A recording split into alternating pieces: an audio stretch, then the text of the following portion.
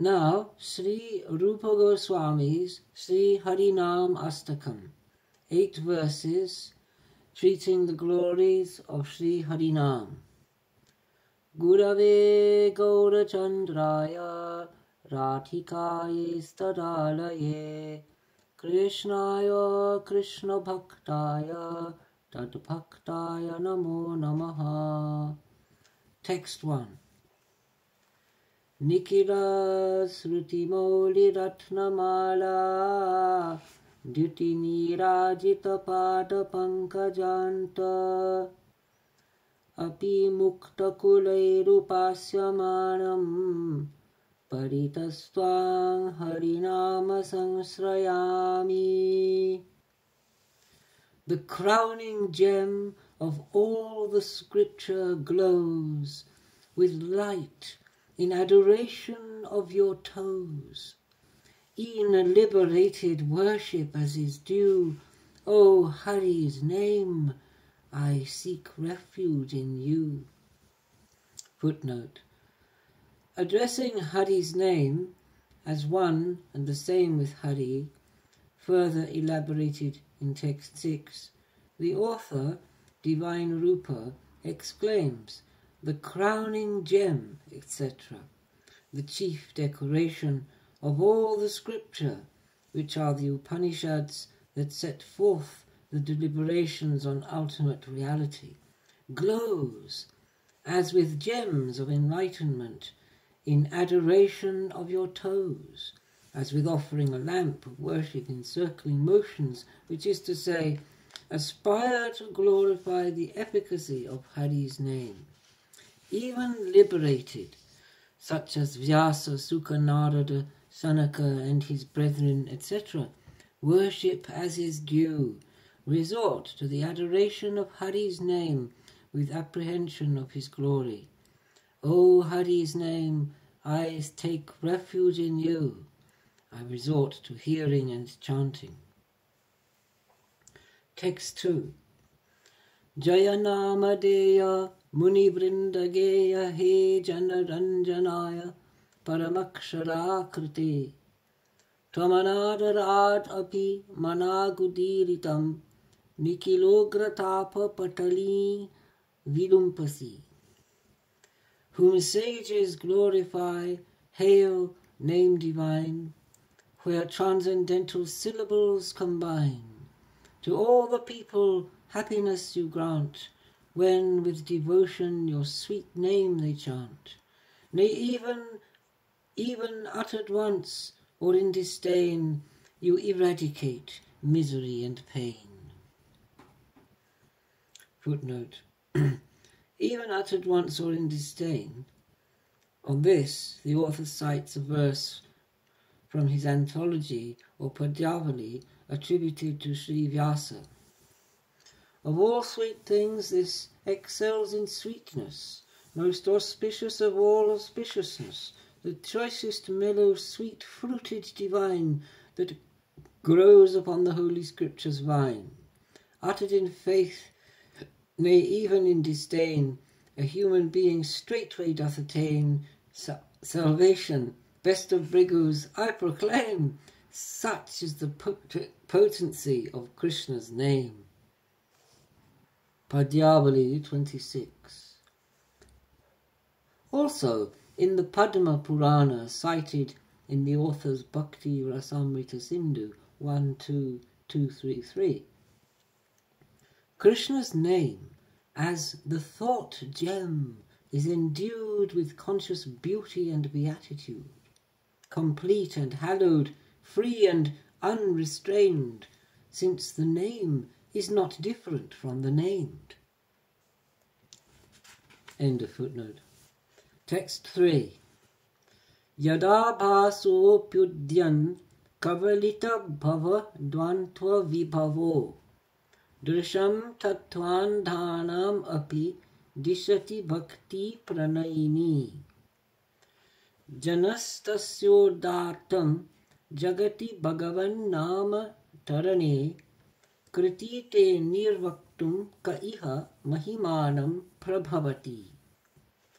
O sun-like name, your rising radiates, and universal darkness dissipates. Then those who erst were to your glory blind, the path of pure devotion easy find. But when you shine with meridian blaze, what wise man could exhaust your endless praise? Footnote.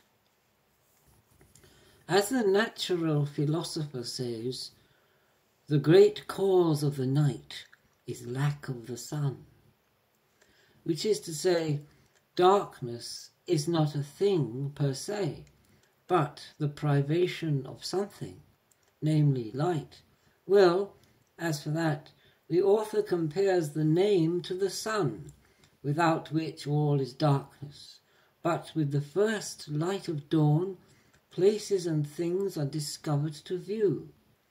Drawing out the metaphor, the darkness represents the ignorance of the self, which is enlightened by the mere rising, as the sun rises, of the name, i.e., upon initial hearing and reciting, and then those who erst were to your glory blind, which glory being the eradication of suffering and ignorance, and replacing them with ineffable bliss, etc., thereby they the path of pure devotion easy find.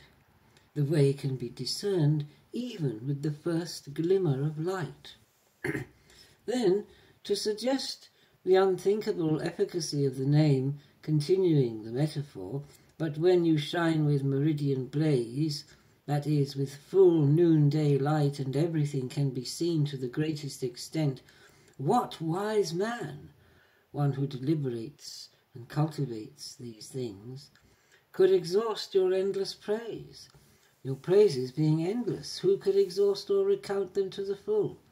Again, a verse is cited in Padyavali expressing the same conceit, attributed to Sri Lakshmi Dhara. As when the sun rising illuminates, the darkness in the world eradicates, e'en so by Hari's name all sin is quelled, and bondage of delusion is dispelled. Hail to him whom the world doth purify, the all-auspicious name of Sri Hari.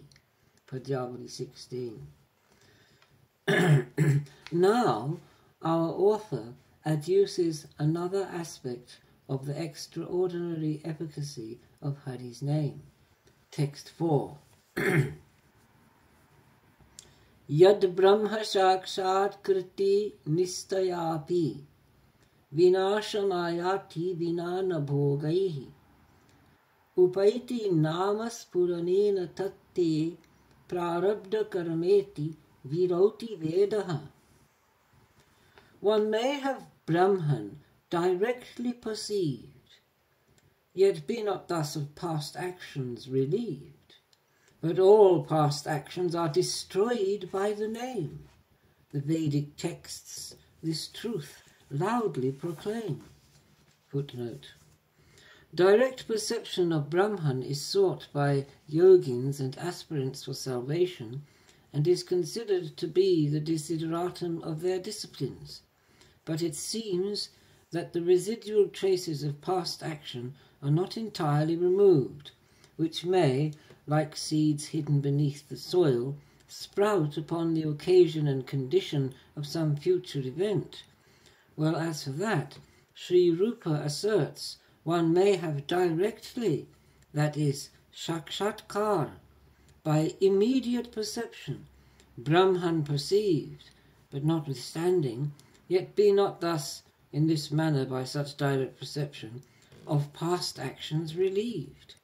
That is, those acts, being latent, remain in residual form. Yet such is the glory of the efficacy of Hari's name that all past acts are destroyed, eradicated, and therefore will not sprout again, by the effect of the name, by hearing and reciting the name of Hari. Elsewhere the author observes, but certes when his holy name is sung, in adoration flowing from the tongue, by degrees in devotion resolute, destroyed his ignorance down to the root. Upadeshamrita 7, second half. Now, in text 5, our author lists a catalogue of names to call upon in the form of compound epithets. Text 5.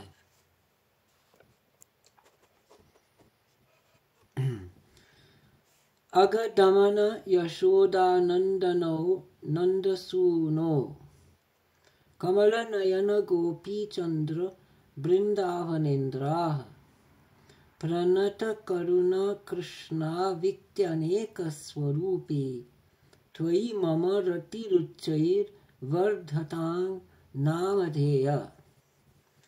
Agha's killer, Yashoda's joy and pride, O son of Nanda, O thou lotus-eyed, moon of the gopis, lord of Vrindavan, one who for refugees has compassion, Krishna, etc., and many more, O Lord, may I with love your names adore. Footnote. Agha's killer, subduer, a demon of that name, or Agha is sin, hence Agadamana also implies he who eradicates sin.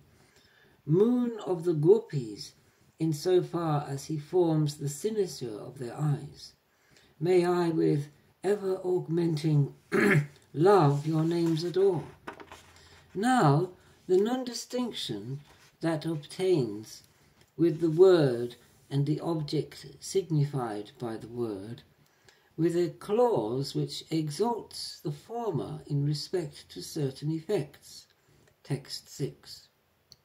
Vachyam vachakam ityudeti bhavato nama swarupa dvayam purvasmat parameva hanta karunam tatrapi janimahe yastasmin vihitaparādani viha prāni samantad bhavedāsyenedam upasya sopihi sadanandambudho majjati. O name divine, your nature is twofold, that which is signified and the word told. And there is no distinction twixt the two, yet of the latter we may know it true. A more abundant mercy hath been shown, since by the word a creature may atone for heaps of sins in endless multitude, and drown in the sea of beatitude. Text 7. Sudhitasrita janarti rashaye ramyachid ghana sukha swarupine nama gokula mahotsavayate Krishna Purna Vapushe Namo Namaha. Removest thou thy refugees' distress, thou art the form of transcendental bliss. O name, thou art Gokula's festival of supreme love sublime, ineffable. O Krishna's name, thou art Krishna complete. I bow in salutation at thy feet. Footnote. The author then draws attention to some further glories of Hari's name in the verse, removest thou, etc. That is, you remove or alleviate thy refugees' distress, the sufferings of those who come to you for refuge. How? Thou art, you are, the form of transcendental bliss, the condensed essence of joy. How can that be?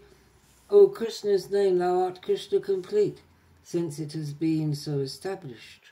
Whatever is accomplished by Krishna himself is also accomplished by his name. Text 8. Narada vino jivana sudhormi niryasa madhuri pura tvam Krishna nama kamam spura me rasani rasena sada. O name, who Narad's veena with life fills, which waves of rapture and nectar distills. O name of Krishna, if you so approve, always appear upon my tongue with love. Footnote. In Srimad Bhagavatam, Book 1, Canto 6, we have the following Narada addressing Vyasa. And thus, with this God-gifted Veena, I, in verses celebrate his glory high, and the sweet accounts of Hari declare, in song as I roam about here and there.